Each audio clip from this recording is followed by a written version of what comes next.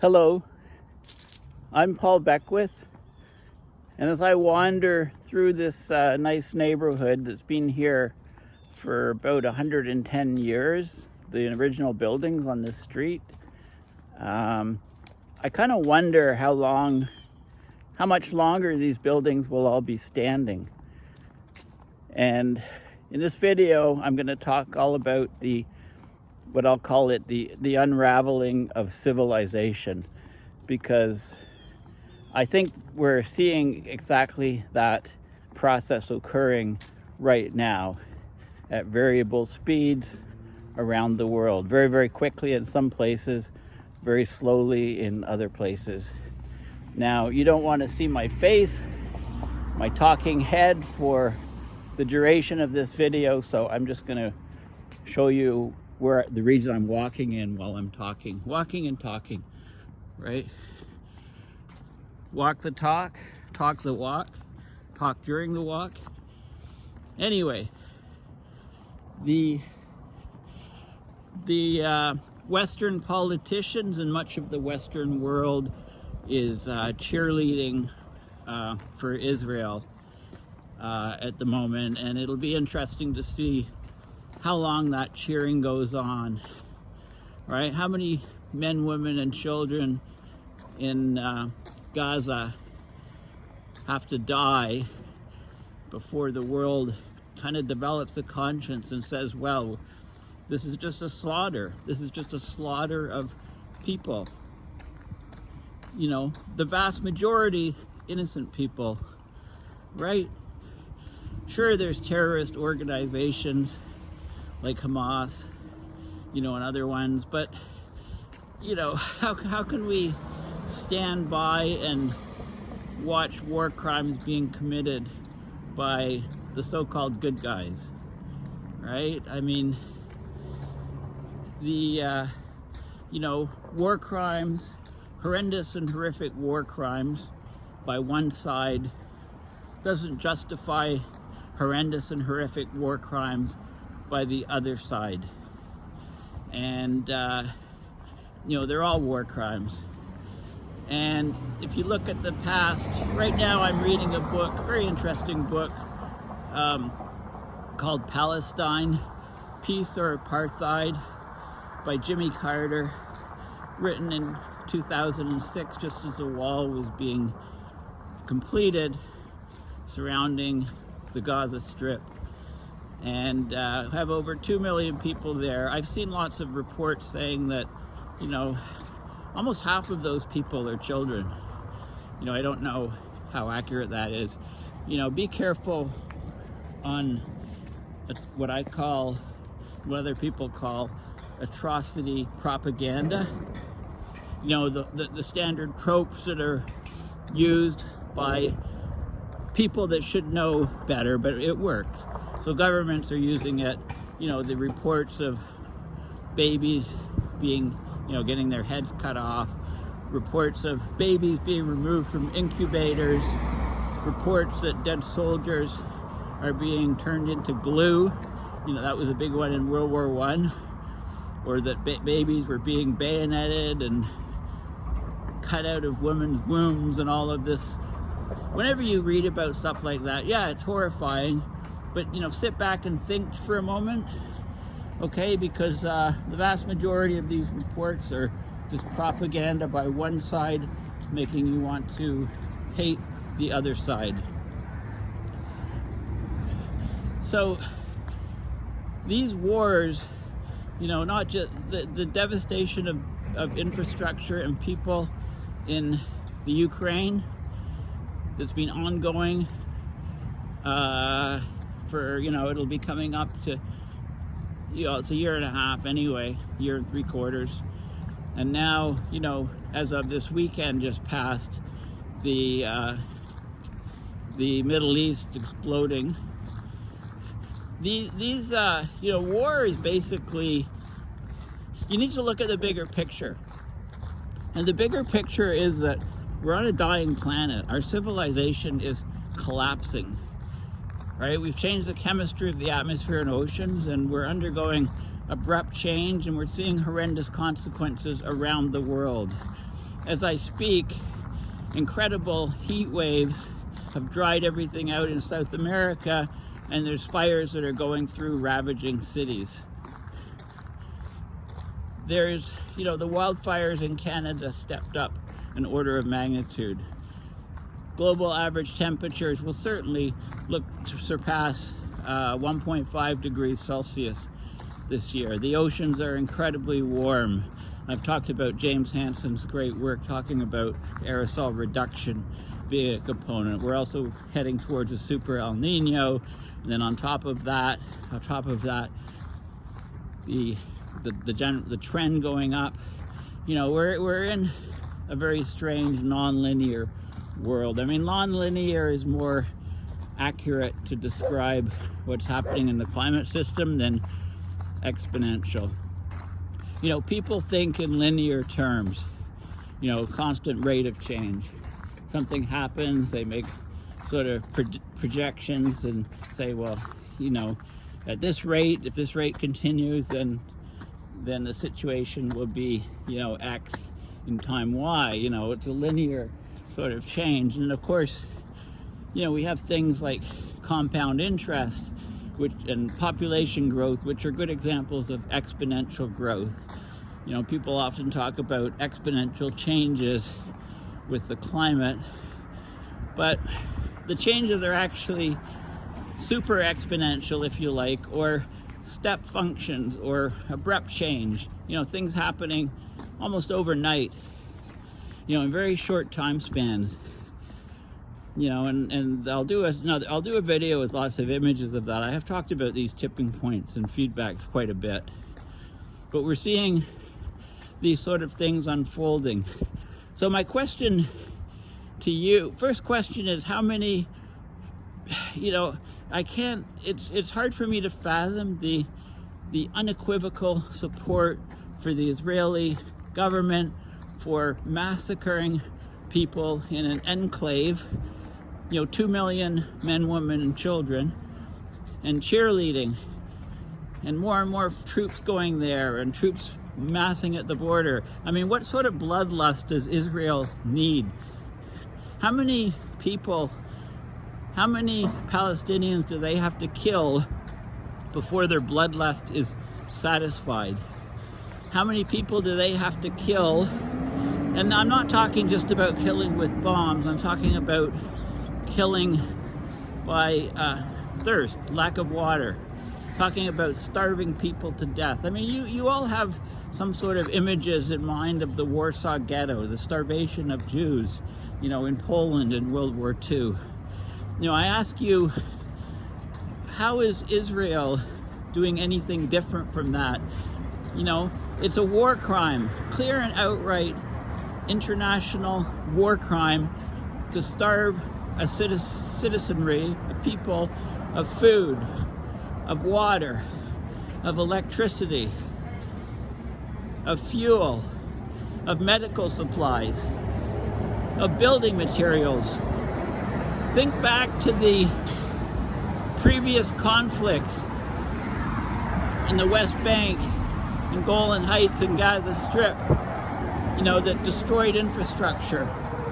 Well, I got to tell you something. A lot of the infrastructure in Gaza was not rebuilt because there weren't materials allowed to flow into the region, let alone the skilled workers and the money to rebuild. So what happens is, as things get destroyed, whether it be by bombs, by floods, by derechos, huge winds, whatever the mechanism that destroys cities, and believe me, many places around the world are getting hammered by all of these factors. Where is the money, and where is the materials and resources to rebuild these places? What about when global sea level rise notches up from a collapse of large ice sheet in Antarctica? Where will the money be for rebuilding the coastal cities? I mean, look at the US with their near $1 trillion military budget. Okay, do you think all those F-35s and billion-dollar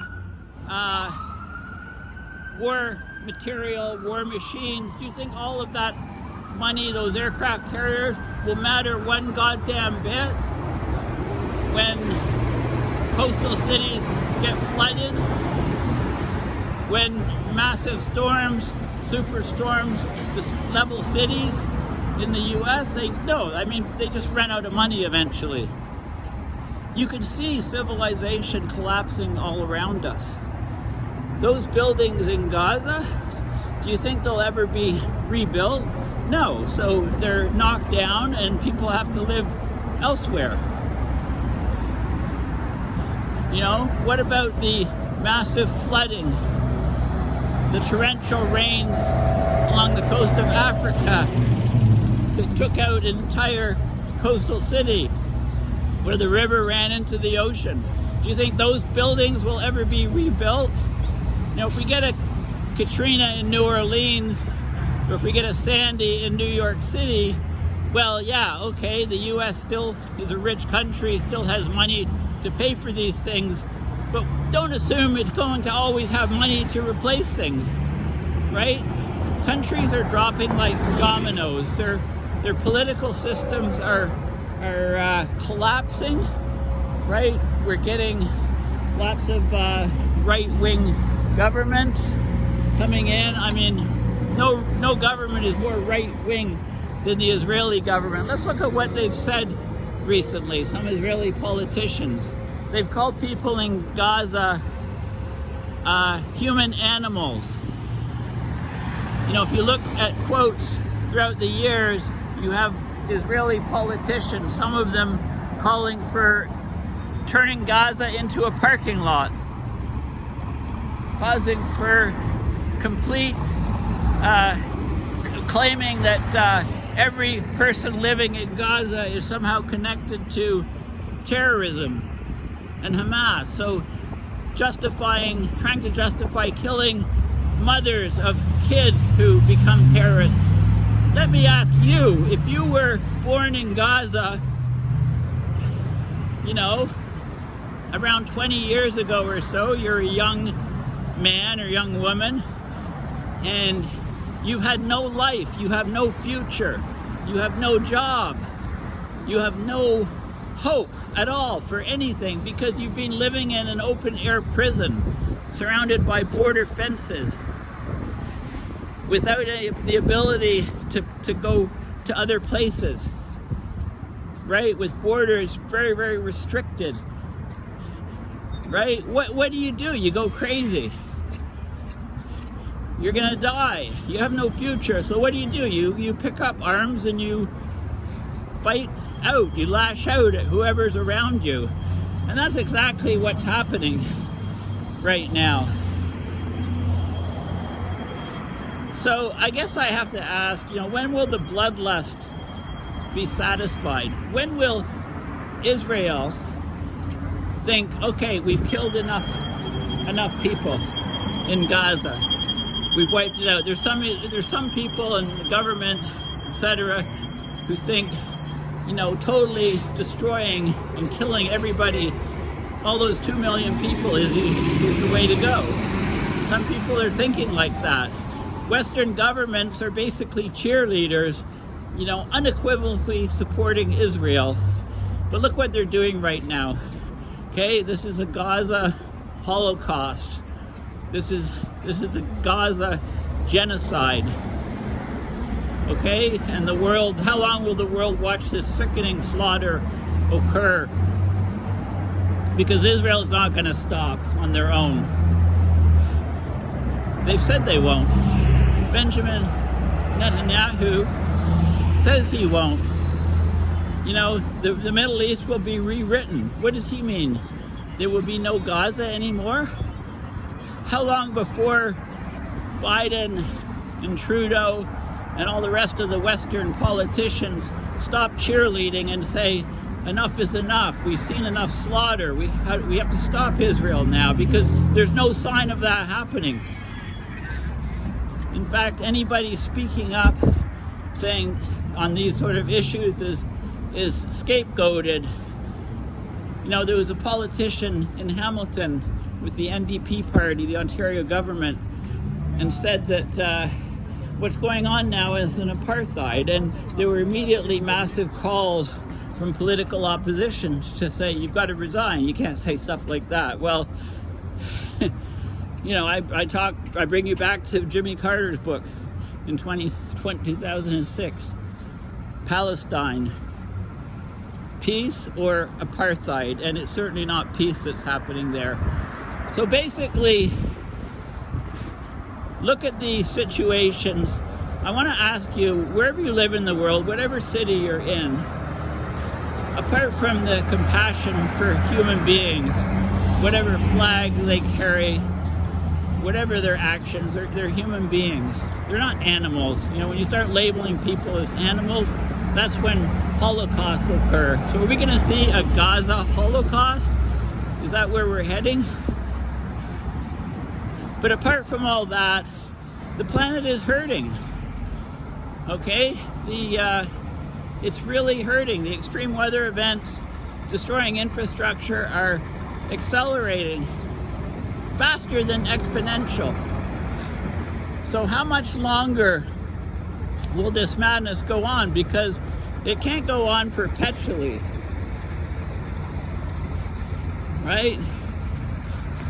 How long will there be money for repairing infrastructure, even in the wealthiest countries of the world? Right? How long? You got to ask yourself these questions.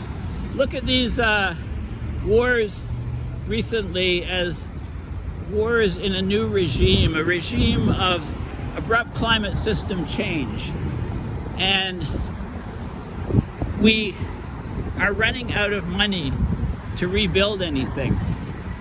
Okay, the cost, the number of billion-dollar disasters around the globe is skyrocketing. And we are running out of money to build infrastructure.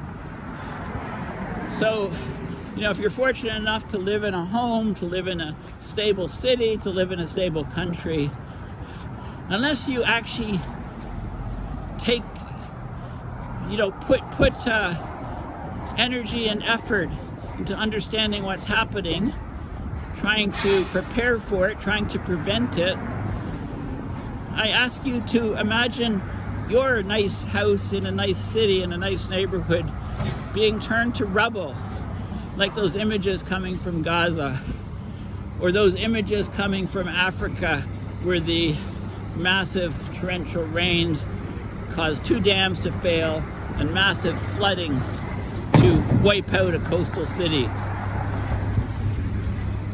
Or look at that beautiful, idyllic city in tropical, lush, in quotes, Hawaii, where there was just no rain for several months, everything dried out, a spark was ignited, very high winds, you know, and the city is completely incinerated with great loss of life.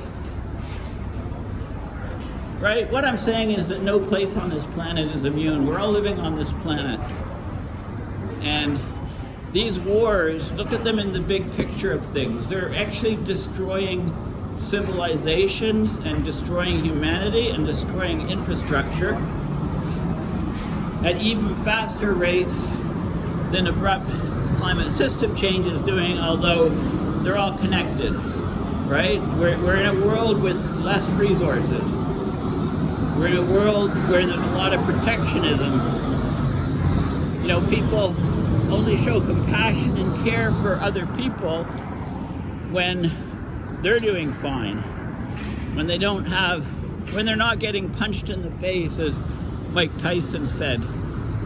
He said, everybody can have the best plans, you know, the best ideas, the best motivation to help other people until they're punched in the face, basically.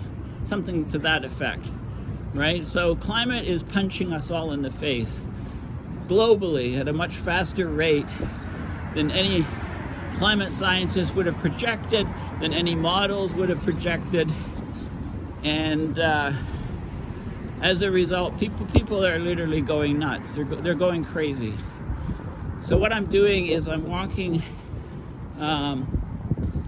downtown to downtown Ottawa along Bank Street. This is Bank and Gilmore right here. If you live in Ottawa or have visited Ottawa, you might recognize some of the region. And I'm walking down to the Ontario courthouse because the court trial on the convoy. Okay, remember the trucker convoy in Ottawa? It seems like several years ago, a year and a half ago or whatever, is occurring right now. And you might remember me filming some videos from this. So, yeah, it's a very, very strange world. Things seem to be going completely downhill at ever accelerating rates. The Middle East now is once again a powder keg. And the longer the massacre in Gaza goes on, the longer that's supported by people like Trudeau, people like Biden, people you might think are decent leaders, right? They've lost their sanity to have unequivocal support for a country like Israel that is aiming to commit genocide completely. You know, if Israel got their way, they'd completely clear out the Gaza Strip. Well, I don't think that's going to happen. It's only a matter of time before Hezbollah starts attacking Israel at the northern border, before Arab countries like Egypt and Saudi Arabia, you know, before they see the region turning into a powder keg and start supporting Arabs against everybody else, right? Just look at the history, the long history of the Middle East. We had a chance back when Jimmy Carter, US President Jimmy Carter, was going around trying to set up peace. He wanted long-lasting peace in the Middle East. He wanted borders. He wanted security for Israel. He wanted a homeland for Palestine, right? He wanted peace. You know, and in the one of the acknowledgments of the book, at the beginning of the book, he says, "My hope is that my grandchildren, you know, see peace. You know, as they grow up to be adults, see peace in the Middle East." Well, the complete opposite has happened. And he used the term apartheid, you know, and it's very fitting. You can't treat entire groups of people as second-class citizens. You can't put them behind fences and think the problem will go away. Eventually it explodes. It can take, you know, the only uncertainty is how long it takes for the explosion to occur. And it's been an awful long time, actually, with the Gaza Strip, right? But it's happening now. And yeah, it's happening now. And as these things continue to happen, we're going to lose more and more infrastructure, and we'll have less and less ability to rebuild that infrastructure. So I guess, you know, it's time to watch, you know, some more of these dystopian movies where a civilization is being destroyed, right? And it doesn't necessarily have to be by nuclear. It can just be one city at a time. Death by 1,000 cuts. Anyway, try to put these wars in the context of abrupt climate system change, right? Which, you know, building up militaries, running tanks, running ships, running aircraft emits an enormous amount of fossil fuels. When this military equipment destroys cities and infrastructure of other countries, that causes enormous environmental impacts, and it just propagates on and on and on. And if we continue to just be this warring society on Earth, then the Earth is just going to kick us off you know, and it doesn't happen overnight. It doesn't happen simultaneously every place around the world. Usually you only see things happening like this if you look in a rearview mirror, but you don't need to have that oh my God moment yourself, because I'm telling you right now that it's happening in 2023. So try to look at it in that context. Okay, well, thank you for listening. Please go to my website, paulbeckwith.net, to support my research and videos as I talk about abrupt climate system change and try to connect the dots on what is happening on our planet. I also have a Patreon page. You can just search for my name on Patreon if you prefer. This is my only source of income at the moment, my channel, my videos, so please support me. I'm still toying with the idea of going to the climate conference in Dubai, which starts early December, but I'm certainly not buying any tickets to the Middle East until I see a bit more about what happens, you know, in the next few weeks. So I was going to do some videos on fly-fi, climate fiction, which I will soon. I'm going to do some videos about artificial intelligence. Can we use it to help fight climate change?